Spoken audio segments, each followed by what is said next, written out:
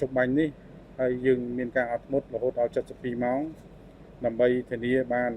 នៅការធានាបាននៅបទជប់បាញ់នេះហើយ18រូបនេះបានត្រឡប់មកប្រទេសកម្ពុជាវិញជួបនឹងបងប្អូនក្រុមគ្រួសាររបស់គាត់វិញនៅថ្ងៃខាងមុខនេះអ្វីដែលតាមរយៈនៃបទជប់បាញ់នៅថ្ងៃនេះគឺនឹងបើកផ្លូវឲ្យបងប្អូនប្រជាពលរដ្ឋភាគសឹកដែលមានលំនៅឋានតាមតំបន់ព្រំដែននេះអាចមានលទ្ធភាពក្នុងការត្រឡប់ទៅរស់នៅលំនៅឋានរបស់ខ្លួនវិញអាចប្រកបមុខរបរក៏ដូចជាធ្វើស្រែចម្ការនិងបងប្អូនដែលមានកូនកុមារ